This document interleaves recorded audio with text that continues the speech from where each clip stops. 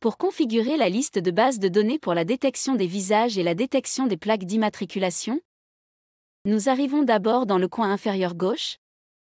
Cliquez sur Configuration, puis accédez à l'IA. De l'IA, nous arrivons à la reconnaissance. En reconnaissance, nous avons la gestion de bases de données, qui est destinée à la détection des visages, et la gestion des plaques d'immatriculation, qui est destinée à la détection des plaques d'immatriculation. La configuration des deux est similaire. Je vais vous montrer comment à configurer à l'aide de la gestion de la base de données.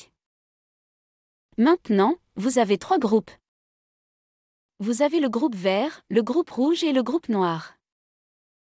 Le groupe vert va normalement pour les visages que vous autorisez ou les visages autorisés dans l'environnement.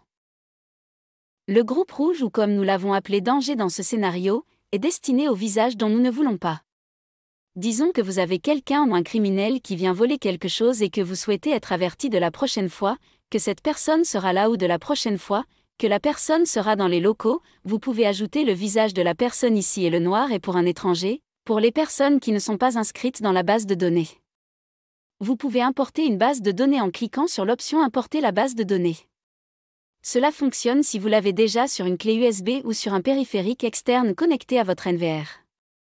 Vous pouvez également sauvegarder votre base de données en cliquant sur l'option de sauvegarde de la base de données. Disons la base de données que vous souhaitez utiliser est la base de données de votre disque dur, qui se trouve sur votre NVR ou votre DVR. Notez que pour ajouter un visage à chacune des bases de données, vous ne pouvez ajouter qu'aux groupes autorisés ou dangereux en utilisant l'option d'édition, mais pas l'étranger groupe. Vous pouvez également changer leur nom comme vous le souhaitez. Mais sachez simplement que le vert est autorisé, c'est celui que vous voulez ou est autorisé, et le rouge est celui que vous ne voulez pas. Disons que vous vouliez ajouter un visage au groupe autorisé. Il vous suffit d'accéder à l'option d'édition à droite et de cliquer dessus. Maintenant, vous pouvez importer un visage de différentes manières.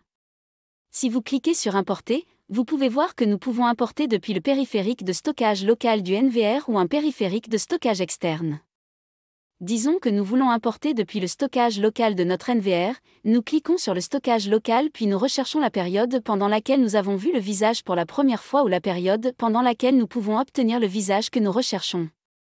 Une fois que vous avez fait cela, par exemple, disons que vous deviez effectuer une recherche des visages enregistrés à une date ou une période spécifique, vous pouvez ensuite sélectionner le visage que vous souhaitez, saisir le nom que vous souhaitez, nommer le visage et tous les détails nécessaires associés à la personne en question, et vous cliquez sur OK. Une fois que vous avez cliqué sur OK, ce visage sera ajouté au groupe de visages autorisés. De la même manière, vous pouvez également ajouter des visages au groupe de danger ou non autorisés. La même chose vaut pour la base de données des plaques d'immatriculation.